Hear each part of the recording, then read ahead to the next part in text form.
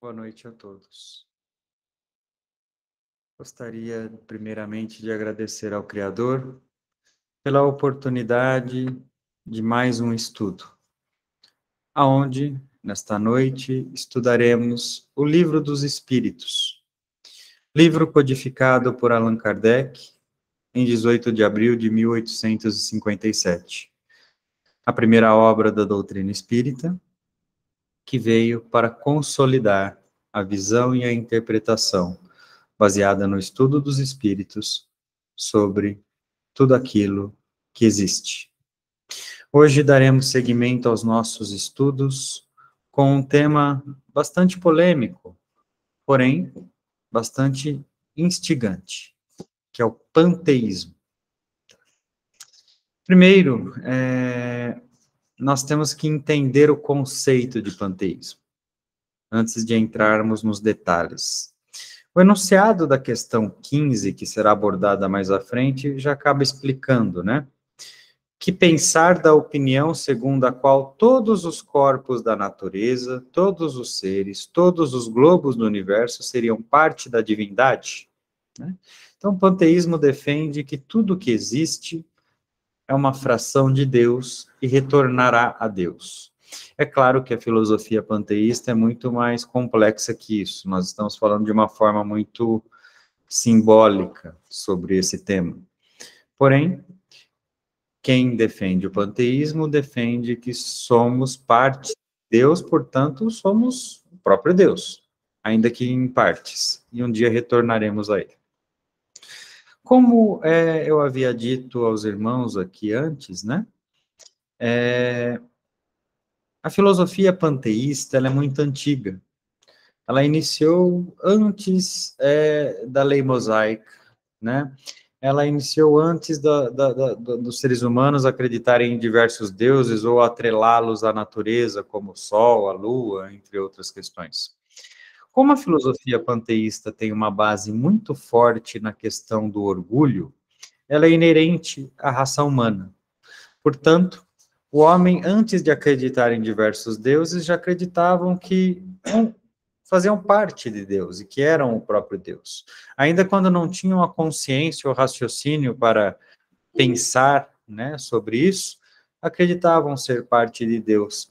Por ser a raça mais inteligente a habitar a Terra, o homem sempre pensou ser superior a tudo que existe. E aí, com o desenvolvimento intelectual, moral e de consciência, o homem conseguiu entender que não é bem assim, que existem outros caminhos, né? Então, para darmos início aos nossos trabalhos, vou convidar Bruna para fazer a leitura da pergunta, Luiz para ler a resposta, e assim poderemos costurar as nossas discussões. Boa noite a todos. Questão 14. Deus é um ser distinto ou seria, segundo a opinião de alguns, a resultante de todas as forças e de todas as inteligências do universo reunidas? Se assim fosse, Deus não existiria, porque seria efeito e não a causa. Ele não pode ser, ao mesmo tempo, uma coisa e outra. Vocês já conhecem muito bem a lei da causa e do efeito, né? Tudo que é material, tudo que compõe a matéria, é efeito. Deus é a causa de tudo que existe. E por ser a causa, pensar em uma filosofia panteísta seria materializar Deus. Seria acreditar que Deus é uma porção de matéria mais evoluída que nós, que um dia nos tornaremos também. E ter essa visão para com Deus é ter uma visão muito baseada no orgulho ainda, né? Uma visão muito pretensiosa, porque querer alcançar Deus é alcançar a causa, sendo que nós somos efeito, é tecnicamente impossível. Deus está muito além disso. Habitando um mundo de provas e expiações, vocês ainda não podem compreender, né, com maior profundidade. Não é dada todas as informações. Quando vou passando o tempo, o véu do esquecimento vai caindo e vocês vão entendendo um pouco mais. Entretanto, sempre limitados, né, à inteligência suprema universal. Deus impõe o limite da onde poderemos conhecer, até onde poderemos conhecer e o que poderemos conhecer, né? Então, vale a pena exercitar a humildade e, principalmente, utilizar a razão, porque, racionalmente, nós não podemos acreditar na filosofia panteísta. Racionalmente, materializar Deus, ou acreditar que nós somos parte dele e que um dia retornaremos a ele, é rebaixar Deus. Racionalmente, ou Deus é um ser supremo, a inteligência suprema e causa primária de todas as coisas, ou ele não é Deus. Não sei se faz lógica a vocês, e vou abrir agora a discussão dos nossos amigos, né? Para ver se tem algum comentário pertinente.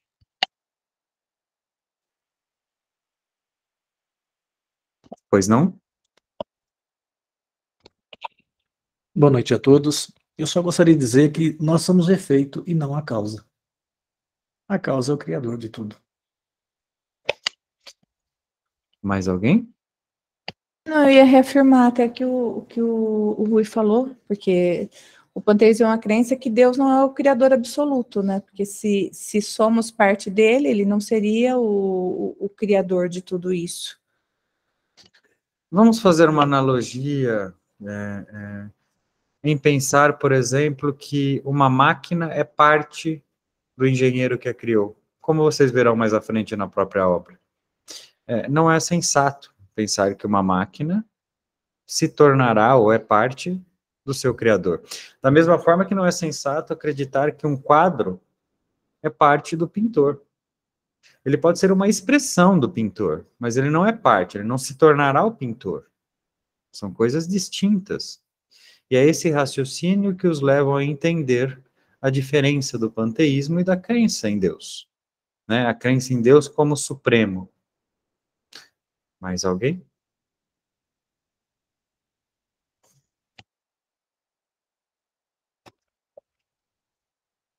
Deus existe, não o podeis duvidar, e isso é o essencial.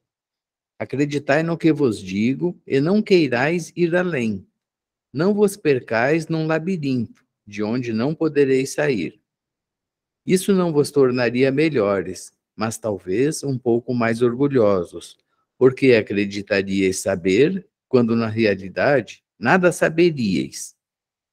Deixai, pois, de lado todos esses sistemas. Tendes que vos desembaraçar de muitas coisas que vos tocam mais diretamente. Isso vos será mais útil do que querer penetrar o que é impenetrável. Pois é, existem tantas questões a serem resolvidas em um aspecto muito mais simples, né? Por que tentar penetrar no impenetrável?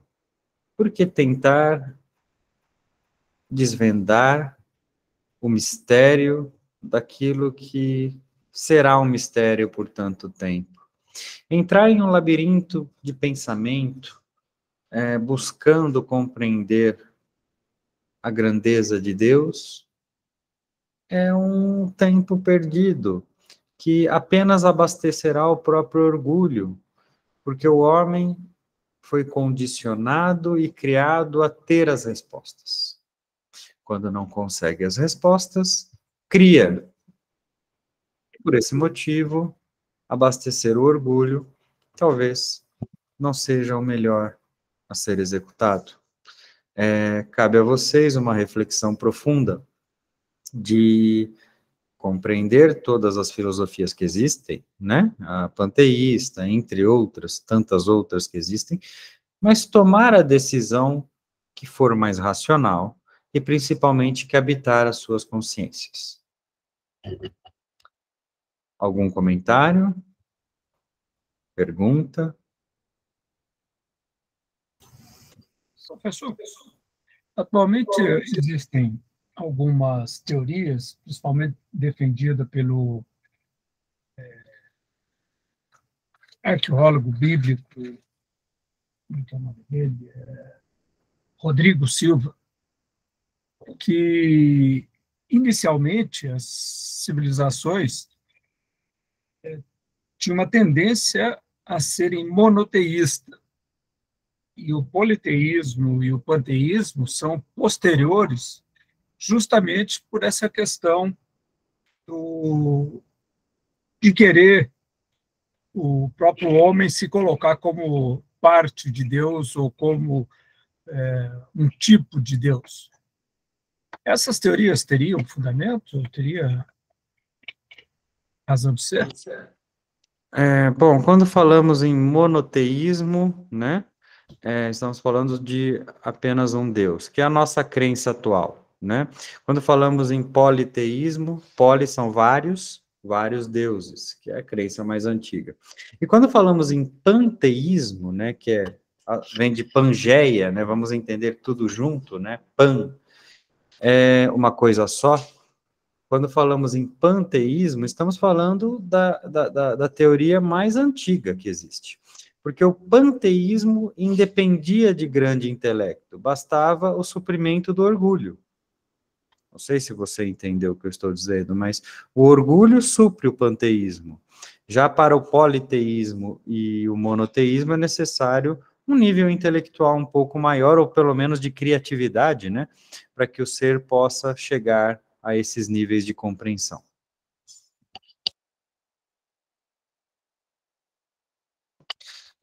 Apenas respondendo diretamente a sua pergunta, não dá para afirmar o que é certo e errado estando ainda no trajeto da evolução, irmão Afonso. Vocês verão que muitas verdades acabam se tornando mentiras e muitas mentiras acabam se tornando verdades, né? A frustração do homem, aquilo que incomoda bastante o seu orgulho, é ter tantas verdades absolutas, percebendo que, na verdade, são desconstruídas o tempo todo pela ciência. A única verdade absoluta e completa é acreditarmos que existe sim Deus, e ele existe, e que ele é a causa primária de todas as coisas, que ele é absoluto. E tem um detalhe importante nesse aspecto: entre todas as suas características, uma delas é imutável. E uma dessas características ser imutável faz com que ele não seja material, porque a matéria está em constante modificação. Portanto, por ele ser imutável, ele é Deus.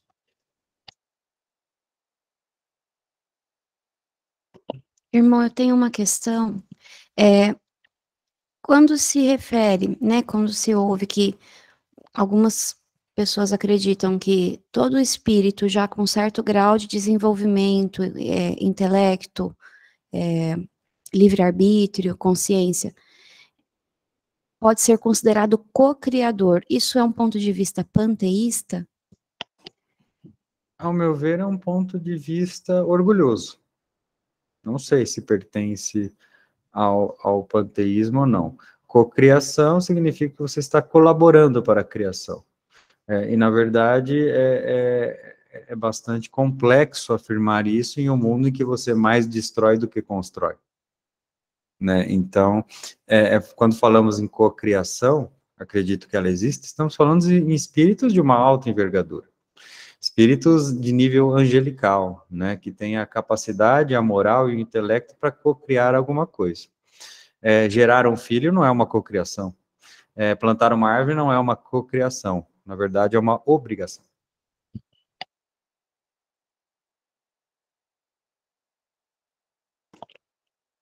Questão de número 15. Que pensar da opinião segundo a qual todos os corpos da natureza, todos os seres, todos os globos do universo seriam partes da divindade e constituiriam, pelo seu conjunto, a própria divindade? Ou seja, que pensar da doutrina panteísta? Não podendo ser Deus, o homem quer, pelo menos, ser uma parte de Deus. A ironia de Aurélio nessa resposta foi sublime, né? Porque mostra que, na verdade, o que abastece essa teoria é o orgulho. Né? O homem, não podendo ser Deus, quer se considerar pelo menos parte dele. Ao invés de despertar a humildade e entender que apenas, e isso não é pouco, uma criação, ou melhor, uma criatura. E por ser uma criatura de Deus, tem que desenvolver, né, o seu instinto, desenvolver o seu intelecto, desenvolver a sua moral, em busca da perfeição. E já é uma honra muito grande ser uma criatura de Deus. Não é necessário querer buscar ser Ele, e muito menos parte dele, né? Vamos exercitar o nosso bom senso, né, meus irmãos? Vamos exercitar. Acredito que a autoestima, ela seja importante na construção do ser humano, mas ela demasiadamente também prejudica, né? Vamos ter ponderância.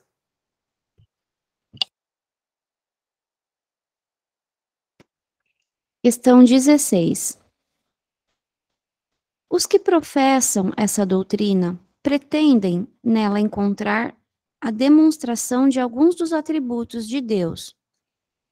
Sendo os mundos infinitos, Deus é, por isso mesmo, infinito.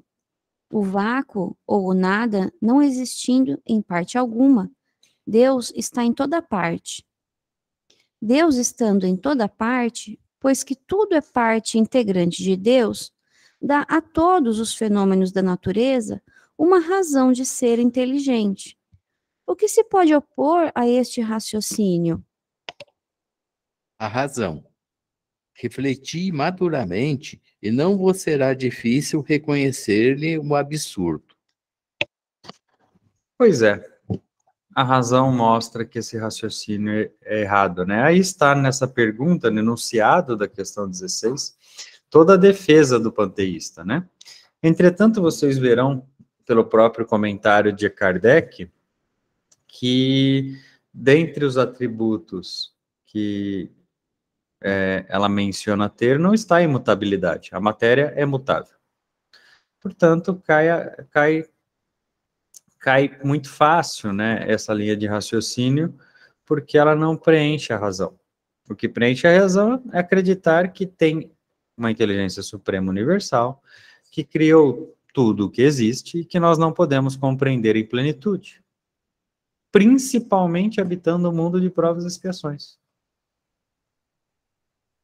Eu gostaria até de fazer uma pequena pausa, e um convite até para que vocês sempre estudem bastante os temas em profundidade, porque é importante, geram muitas dúvidas, né, no nosso âmago, ainda mais um tema como esse, né, o panteísmo.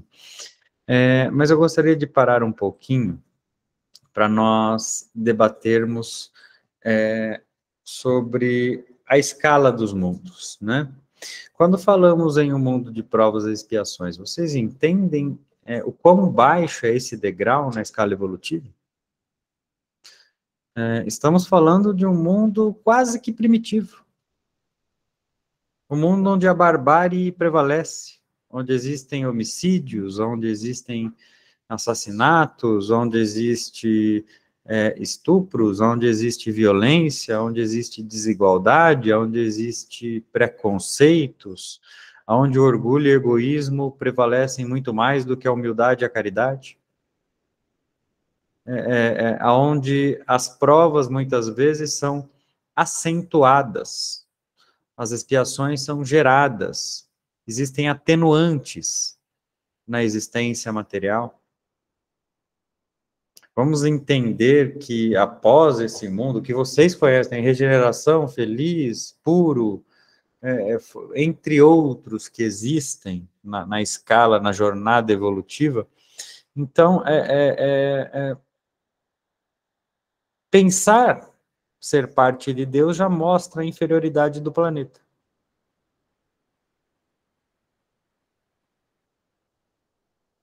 Talvez aí esteja a própria solução, né, da inferioridade do planeta. Pensar ser parte de Deus, pensar ter poder, né? O próprio Deus, com o seu poder supremo e absoluto, deu ao homem o poder de criar a própria existência e traçar os seus passos de evolução. Vamos entender o que é o livre-arbítrio. O livre-arbítrio é os passos que você dá. Você pode se tornar um homem bom, um homem caridoso, um homem generoso, ou você pode tornar um homem completamente contra esses valores. A decisão é plenamente sua. Então, se Deus, que é supremo, distribuiu o poder para o homem, quem que é o homem de pensar ter o poder de Deus? Vamos lá, reflitam.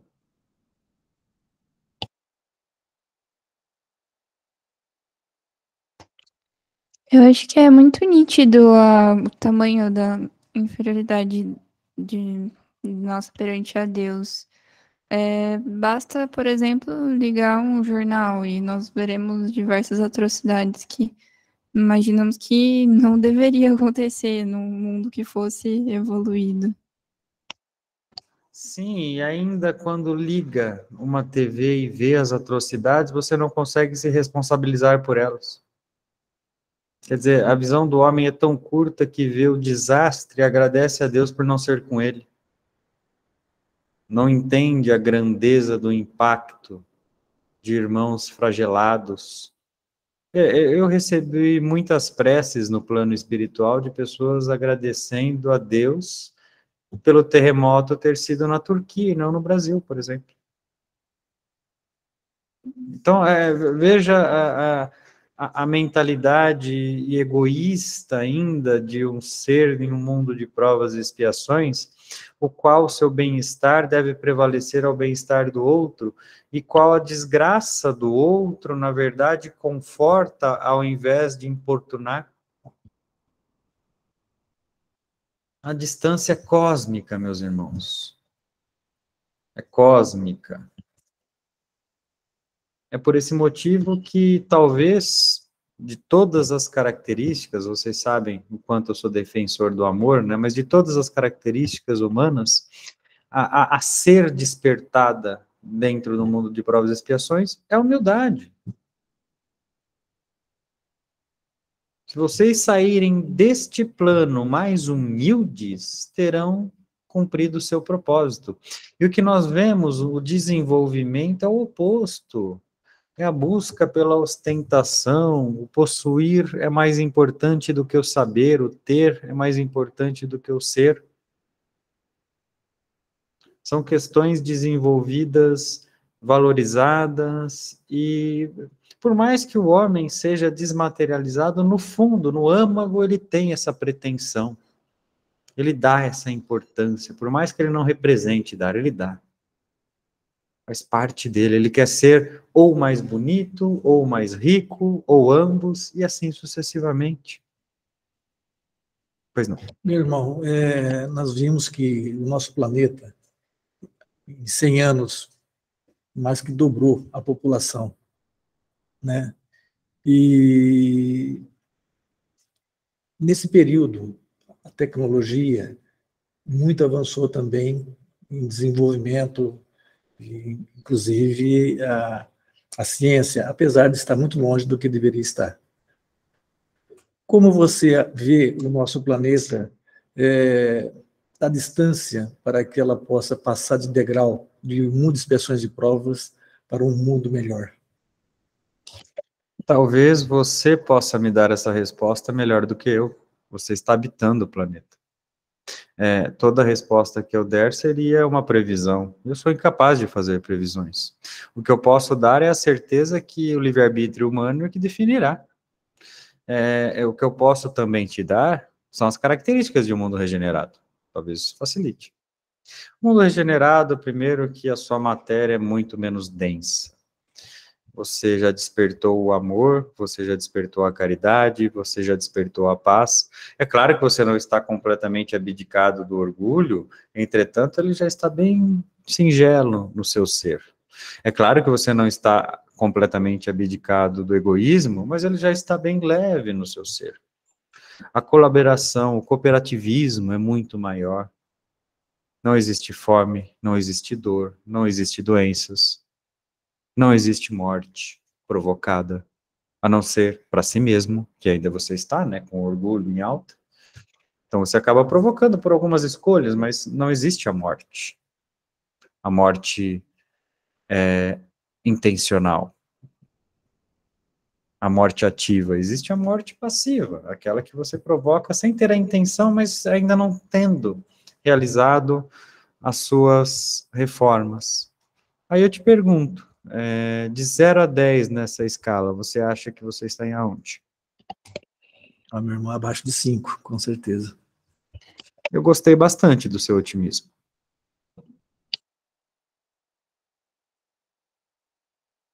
Tem uma pergunta no chat aqui, do nosso irmão Marcos Góes. De 1860 até a presente data, houve evolução no planeta Terra? Se sim, foi muito pequena, aquém da expectativa do plano espiritual. Obviamente que houve, irmão Marcos, tá? Agradeço a sua pergunta.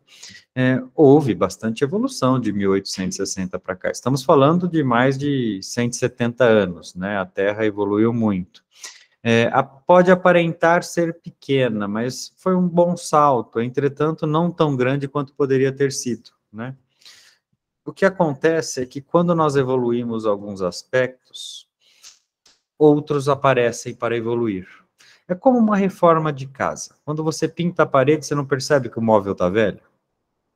Quando você troca o móvel, você não percebe que a porta não está combinando? Quando você troca a porta, não está faltando uma cortina?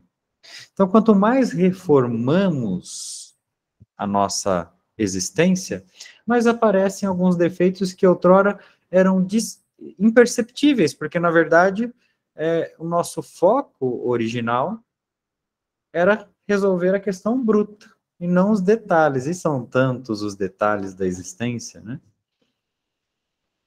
Agora, nós não podemos colocar cortina antes de colocar o piso. A casa precisa de um piso primeiro. Então, não se apeguem aos detalhes, à perfumaria da existência, antes de resolver a alvenaria da sua vida. Essa é a realidade. Você começar a construir o seu templo pelo telhado, não vai dar certo. Vocês estão na parte feia da obra. É broca, toda a preparação, ferragem, ferros expostos, para depois começar a subir os tijolinhos. Não queiram saltar para a etapa do acabamento sem merecê-la.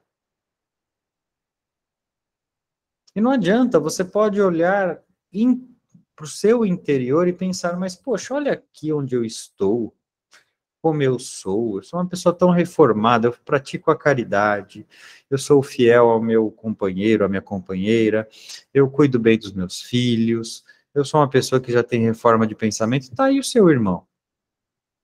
Não, não é, então não adianta. Na época de Jesus, existiam pessoas bastante reformadas que seguiam ele, lógico, após a presença dele, mas reformadas que seguiam ele, pregando um mundo melhor. E nem por isso o mundo era melhor. Era um plantio. Era uma semeadura que teria a colheita em curtas doses. E aí, aos passos naturais, sem a existência de um esforço maior, a evolução é muito lenta. Aos passos naturais. Não deixa de evoluir, mas ela é lenta. Agora, quando houver um esforço coletivo maior, aí existem alguns saltos, né? Talvez, sei lá, daqui 10 mil anos, não sei. Pois não. Boa noite. Uma visão assim bem racional e talvez bem egoísta. Nessa linha de que a população da órbita está crescendo, nós temos 8 bilhões encarnados e 3 vezes, dizem, de espíritos desencarnados no nosso planeta. Esse aumento da população, eu imagino que esses espíritos venham mais primitivos somar. Isso não acaba criando uma média assim mais difícil ainda, ficando mais improvável no curto prazo uma evolução? Você acha mesmo que os espíritos que vêm são mais primitivos? Vamos olhar para os próprios familiares, né? As crianças que hoje vêm mais evoluídas ou menos? Eu acredito que alguns venham mais evoluídos, alguns talvez venham até com missões específicas, mas na grande quantidade ainda há uma dificuldade. Eu imagino que tenha sido suprido por espíritos mais primitivos. Minha visão. De forma alguma. São reencarnações do próprio mundo, em grande parte do caso, que vêm na sua melhor versão. Os espíritos que chegam à Terra pelo nascimento hoje são muito mais evoluídos do que os que estão. São a esperança de um mundo melhor. A esperança não está no seu caminhar, está no caminhar do seu tataraneto. Entretanto, a sua missão é muito importante, porque é preparar esse terreno. Contudo, os que vêm melhor. Mas, claro, há espíritos que vêm e sucumbem, que fazem o mal, e assim sucessivamente. Existem algumas inversões de valores, mas essas inversões de valores que vêm, talvez seja uma má semeadura dos que estão. De vocês que estão. Então, assim, ao invés de reclamar dos valores invertidos do seu filho, será que você está utilizando os valores que recebeu do seu pai para criá-los? Meu filho não tem limite. Quem põe limite? Meu filho não... Quem que faz? Quem que deu exemplo? Então, a tendência do mundo é melhorar. Entretanto, desde que haja uma criação compatível. Pois não. Ainda nessa linha, por exemplo, eu imagino, há 2.000 anos atrás, que a população do planeta seria na ordem de, sei lá, 100 milhões, se tivesse. Hoje nós estamos falando em 8 bilhões. Então, de algum lugar foi suprido esse aumento, imagino eu. Quantas vidas você viveu na Terra? Uma resposta muito simples. Se a vida na Terra tem, conhecidamente, mais de 100 mil anos, quantas encarnações? Qual que é a demanda desses espíritos para suprir? E quantos mundos parecidos com a Terra que existem no planeta, nos planetas, né, no universo? Então, é querer penetrar no impenetrável, tá? Seguindo esse raciocínio do nosso irmão Paulo, nas últimas décadas, né, o crescimento da população foi muito grande. Há possibilidade de também vir espíritos de outras regiões, de outros planetas reencarnando aqui? Tudo é possível para Deus. Podem sim vir alguns espíritos primitivos para a Terra, como pode vir espíritos regenerados, né, missionários. Tudo é permitido. Entretanto, pouco importa isso. Na verdade, o mais importante, né, o mais importante disso tudo, é como gerir esses espíritos que aqui estão, né? Como fazer com que eles sejam melhores, né? E aí a pergunta complexa é uma resposta muito simples, né? Começando pela minha mudança, talvez. Às vezes estou preocupado com a mudança do outro, né?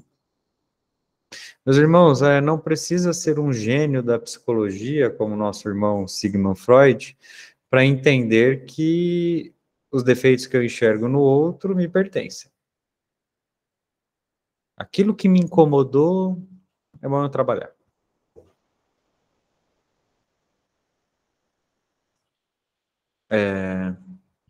Tem algum comentário da nossa irmã Jéssica? É uma pergunta. Os espíritos da Terra sempre reencarnam na Terra? Não, nem sempre. Evoluem sempre na Terra? Não, nem sempre. Na maioria das vezes, sim. A palavra sempre, irmã Jéssica, não combina com o espiritismo, com a evolução e muito menos com Deus. A única regra, repito, é a grandeza de Deus, a soberania de Deus. As outras são quebradas o tempo todo.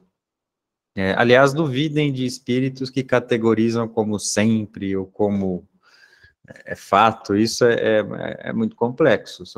Esses espíritos estão categorizando, ou vocês estão conversando com o próprio Deus, ou estão conversando com um espírito que está com alguma visão errada, né, referente à evolução. A palavra sempre é muito forte, né?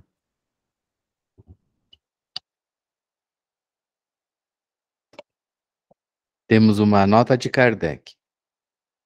Esta doutrina faz de Deus um ser material, que, embora dotado da inteligência suprema, seria em ponto grande aquilo que somos em ponto pequeno. Ora, a matéria se transformando sem cessar, Deus, nesse caso, não teria nenhuma estabilidade e estaria sujeito a todas as vicissitudes e mesmo de todas as necessidades da humanidade. Antes do irmão prosseguir, só quero relembrá-los, né, que essa teoria que está se referindo Kardec é o panteísmo. Pois não, pode continuar.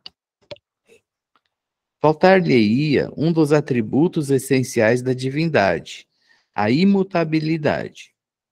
As propriedades da matéria não podem ligar-se à ideia de Deus sem que o rebaixemos em nosso pensamento, e todas as sutilezas do sofisma não conseguirão resolver. Significado de sofisma é ilusão, né? Que todas as sutilezas desse raciocínio ilusório não conseguirão resolver. Não conseguirão resolver o problema da sua natureza íntima. Não sabemos tudo o que ele é, mas sabemos aquilo que não pode ser. E este sistema está em contradição com as suas propriedades mais essenciais, pois confunde o Criador com a criatura, precisamente como se quiséssemos que uma máquina engenhosa fosse parte integrante do mecânico que a concebeu. Conforme mencionamos, né, nós não sabemos o que Deus é, né, principalmente quando estamos no mundo de provas e expiações, mas sabemos o que ele não pode ser. Ele não pode ser mutável, ele não pode ser material. Existem alguns espíritos que até fazem comentários no livro dos espíritos de forma espiritual e tudo mais, ali em algumas das traduções, né, que fazem complementos aos complementos de Allan Kardec, que defendem que Deus é um espírito e não uma matéria. Também não dá para defender isso. Nós não sabemos o que Deus é. Será que é um espírito? Como que um espírito cria um espírito? Então ele é efeito, não é causa. Olha a complexidade de compreender Deus, meus irmãos. Pode seguir. A inteligência de Deus se revela nas suas obras, como a de um pintor no seu quadro. Mas as obras de Deus não são o próprio Deus, como o quadro não é o pintor que o concebeu e executou. E aí existe, né, nessa outra analogia, nessa outra metáfora, existe uma visão que também merece a nossa reflexão. Deus, na verdade, faz com que nós sejamos o pintor do próprio quadro. Nós recebemos uma tela em branco, e aí fazemos a nossa pintura. Inicialmente fazemos quadros tenebrosos, né? Verdadeiros borrões térmicos. Depois começamos a melhorar, a engatinhar. Começamos a fazer uma pintura um pouco menos sombria, até que o nosso quadro seja uma verdadeira obra de arte, tanto no significado quanto nos traços. E essa trajetória de evolução na pintura da vida nada mais é do que a trajetória de evolução na pintura do espírito. Mas assim como uma escola onde um aluno demora 13 anos para se formar e aprender, existem alguns alunos que se destacam e conseguem fazer isso com uma velocidade maior. Alguns precisam repetir várias vezes o ano para aprender os verdadeiros conceitos. De qualquer forma, todos os alunos chegarão a se formar um dia. E esses alunos, diferentemente da Escola da Terra, Esses alunos necessariamente terão que passar por todas as etapas. E nós somos os alunos, né? Nós somos os alunos da linda trajetória da existência espiritual. Eu achei interessante aqui, onde complementa, mas as obras de Deus não são o próprio Deus. Então, imaginar Deus como luz, como energia, não pode ser, porque isso são criação dele também, né? É por isso que não dá para imaginar Deus. Né? O homem, imaginar dá, mas não dá para instituir Deus, né? O que é Deus, né? Porque Deus criou tudo isso. E se criou, não é ele. Inclusive o infinito, né? Na sua opinião, como podemos imaginar Deus? Eu sou da opinião que podemos viver as leis de Deus, vivenciar as leis de Deus, aprender e seguir as leis de Deus. É muito mais útil do que imaginá-lo. Vivenciar Deus. Deus está dentro de você, o seu âmago, quando você vive as suas leis. Essa é a minha humilde opinião. Pois não. Boa noite. Irmão, e a respeito da Trindade, a gente consegue compreender a Trindade? Trindade que você diz, o conceito católico. Sim, Pai, Filho e Espírito Santo. O Criador, o Filho e o Espírito Eterno, no caso. São os mistérios da fé, né, meu irmão? Da mesma forma que Deus não pode ser compreendido, o que faz parte da Trindade também não pode, porque ele é parte da Trindade, né? É o Criador de tudo que existe. Talvez os outros dois aspectos, né, como Filho, que é mencionado ou direcionado a Jesus, né, e Espírito Santo, que na verdade é mencionado a mentoria de Jesus, né, mas os três são uma coisa só. O que a Igreja Católica quis dizer com essa passagem? É que um criou, o outro exemplificou e o outro permanece o tempo todo no processo de evolução, né? Portanto, pertencem a si, mas não que sejam a mesma coisa, né? Pertencem. Não dá para ser a mesma coisa que Deus. Em outras fontes, Cristo não seria o único filho, no caso. Existia a Trindade e como se Deus tivesse muitos filhos co-criadores. Todos os espíritos existentes são criações de Deus, assim como Jesus. Jesus se destacou pelo seu esforço. Entretanto, todos vocês, e aí entra uma questão que deve pesar bastante na consciência, né? Têm o potencial, a possibilidade, a oportunidade de fazer o mesmo que Jesus fez na Terra, proporcional à sua época. Talvez não tenha o esforço, a resignação. E aí o nosso irmão Rui, por exemplo, pode pensar, não, mas Jesus foi preparado para isso. Jesus era um espírito que estava completamente preparado para isso. Um espírito que veio para suportar isso. Não, Jesus suportou isso, é diferente. Jesus suportou essa carga. Né? Jesus Aliás, a carga de Jesus foi muito maior do que a carga de vocês ao pregar Jesus nos dias atuais. Né? Eu acho que vale a pena refletir sobre a grandeza desse mestre que passou pela terra deixando o amor.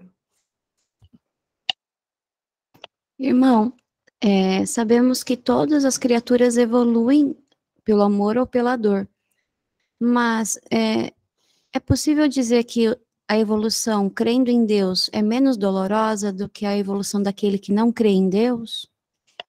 Não, não é possível dizer isso. É possível dizer que a evolução de quem segue as leis de Deus é menos dolorosa do que a evolução de quem não segue. Porque crer e não seguir é ineficaz.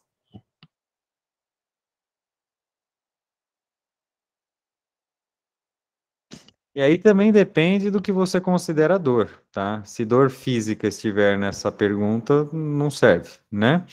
Porque seguir as leis de Deus é um processo doloroso para quem está na matéria. Você tem que fazer diversas abdicações, né? Você tem que fazer tem que ter foco em diversas questões que vão contra o seu instinto, né? Então, na verdade, seguir as leis de Deus pode doer de uma forma material, mas engrandece de uma forma espiritual. E a verdade é o nosso único caminho.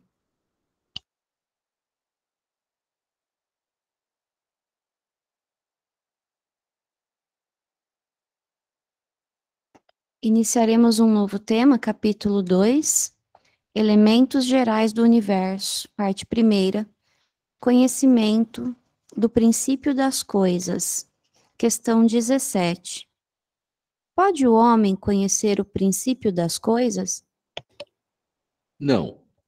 Deus não permite que tudo seja revelado ao homem aqui na Terra. Na verdade, uma forma diferente de perguntar se o homem pode conhecer a Deus, né? E, na verdade, a resposta foi a mesma. É difícil pegar os espíritos na pegadinha, né? Porque existe uma unilateralidade de resposta, né? É sempre o mesmo conceito. Então, não, Deus não permite que tudo seja revelado ao homem. Aí tem um importante após a vírgula, né? Aqui na Terra. Não significa que o espírito, quando evolua, não tenha mais informações, mas não significa também que, ao mesmo ao ter, ele vai ter todas. Né? Então, existem as limitações. Pode seguir. Questão 18. O homem penetrará um dia o mistério das coisas que lhe estão ocultas? O véu se ergue na medida em que ele se depura. Mas, para a compreensão de certas coisas, necessita de faculdades que ainda não possui. Pois bem, para compreender um pouco mais, é necessário fazer um pouco mais, merecer um pouco mais, né? E aí isso só vem com o tempo, né? Mas eu gostaria de aproveitar essa oportunidade e fazer uma contra-pergunta aos irmãos, né? Porque quando o encarnado pergunta aos espíritos, não é dada a oportunidade dos espíritos fazer uma réplica, né, aos encarnados, né? Então, por exemplo, aqui, o homem penetrará um dia o mistério das coisas que lhe são ocultas, né? Aí eu devolvo a pergunta e gostaria da resposta dos irmãos que estão encarnados, né? O homem merecerá um dia a penetração no mistério das coisas que lhe estão ocultas? E aí vai ter alternativa subquestão A e B, por favor. Podem responder a primeira. Na medida que ele se esforçar e se dedicar e merecer, tiver o merecimento para isso, porque senão não faria sentido a evolução. Então, o caminho é evoluir. Quer saber mais? Evolua. Pois não? Eu acho que diariamente o homem está sendo revelado ao homem coisas novas.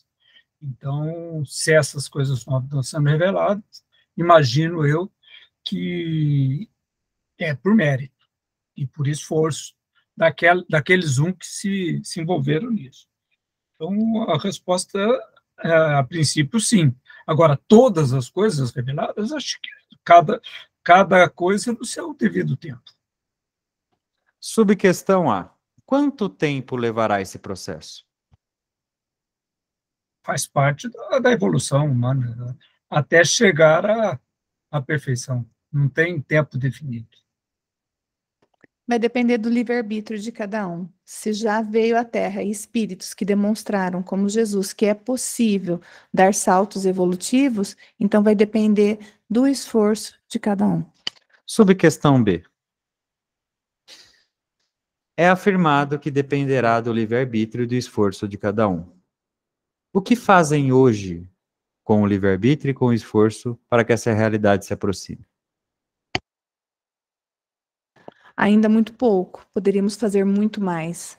Ainda somos muito orgulhosos e egoístas para abrir mão dos nossos próprios desejos, mas é possível, é uma construção. Ainda voltamos no esforço.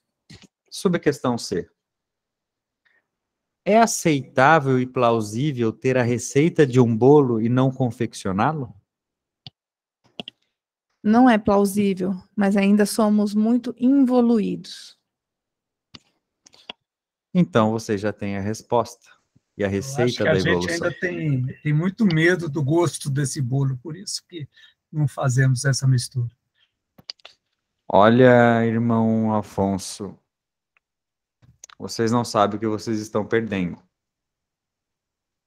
Essa receita pode ser um pouco difícil de ser concretizada e realizada, mas gera um resultado e mata uma fome que é a fome da alma, né? Nós estamos brincando aqui com a questão do bolo, mas na verdade, quando nós confeccionamos a nossa evolução, nós estamos cumprindo o nosso propósito. Todo o resto é paliativo, é ineficaz, né? É quando nós não buscamos evoluir. Então veja que interessante, né? A forma que o homem, olha que estamos falando de um homem muito evoluído, né? Allan Kardec, um homem bastante intelectualizado. A forma que o homem dirige a pergunta aos espíritos, né? A forma que ele dirige já mostra o seu orgulho, já demonstra de uma forma muito categórica a humanidade e suas teimosias em conhecer o oculto, né? E a resposta dos nossos irmãos espirituais demonstram com muita clareza que no plano espiritual tudo é oculto até que você mereça a luz. Se você não acender a lanterna, você não enxergará no escuro. Mas a lanterna está nas suas mãos. E aí fica difícil de rebater essa questão porque você quer as respostas, mas você não quer acender a lanterna. Então, é um processo, né? É um processo longo, porém não perpétuo. É um processo que tende a acontecer. Mas ao invés de ficar olhando para a faixa ao lado e olhar ver se meu companheiro está com a lanterna acesa, acenda a sua, recarregue as energias e a bateria, mas acenda de uma forma que ela fique tão forte que ilumine os que estão ao seu lado, nesta caminhada da escuridão. Esse é o propósito, o auxílio mútuo, né? Não esperem passar pela dor da consciência, que, meus irmãos, se vocês acham que as dores da terra, como pedra no rim, como pancreatite, como dor do parto, doem, vocês não sabem o que é a dor da consciência. Essa dói. É uma dor naquilo que é de original. É uma dor no espírito. Né? O corpo é temporário, o espírito é a essência. Então vale a pena essa pequena reflexão. Pode seguir.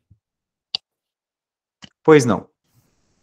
Nessa pergunta, dessa resposta, aliás, há quase 160 anos atrás, os espíritos respondem que o homem ainda necessita de faculdades que ainda não possui. Aí eles estão se referindo a faculdades físicas ou morais nessa resposta? Ambas. Se eu pudesse dar uma resposta fiel, seria ambas. Dentro das morais, por exemplo, tá? Podemos despertar as que o homem possui, mas não na quantidade necessária. Por exemplo, humildade. Né? Não tem como. Né? Então, assim, não é uma humildade plena. E nas físicas, são questões até mesmo sensoriais, né? Para poder perceber Deus, é necessário mais sentidos do que a matéria pode prover. Entretanto, esses sentidos podem ser conquistados quando você está no plano espiritual, mas mesmo assim pode não perceber Deus por conta da sua evolução. Então, é uma combinação de fatores que te permitem entender um pouco mais. E quando eu digo pouco, irmão Afonso, é pouco mesmo, tá? Você, tá bom, sobe alguns degraus ali, mas o cume é muito alto, né? Você está tentando ver além, né, do monte, que é muito mais alto do que a sua escada. Então, você vai ver parcialmente. A vista melhora um pouco, mas não resolve completamente. Entretanto, quanto mais você sobe, mais você percebe que o importante não é ver a vista. mas sim auxiliar aqueles que estão lá embaixo a poder ver a sua vista, né? E subir um pouco mais para ir melhorando no seu degrau. Então, a ambição de conhecer as leis, de conhecer Deus dentro da sua grandeza, ela vai diminuindo conforme você evolui. Porque aí você para de querer entender a causa e passa a começar a querer consertar o efeito. É um processo, né? É mais ou menos assim, vou fazer uma comparação não muito a ver com isso, mas dá para vocês entenderem. Vamos imaginar que você descubra e desenvolva uma enfermidade na Terra. Vamos pegar, você tem uma enfermidade incurável. Conhecer os detalhes dessa enfermidade é mais importante do que conhecer o tratamento? O que é mais importante? Eu conhecer o que a enfermidade me causa ou o tratamento que eu devo realizar? Eu acho que é conhecer a enfermidade, porque senão você não pode chegar no tratamento. Mas você não é o médico, Deus é. Deixa que ele conheça o tratamento, você só segue. É aí que mora a humildade. Você entender que o médico disso tudo é Deus. E você é apenas o paciente. Então, se ele pedir para você tomar 3 remédios por dia, você toma. Você não vai questionar. Você não vai querer ser melhor que o médico depois que você está enfermo. Você não tem nem tempo hábil para isso. Entendeu?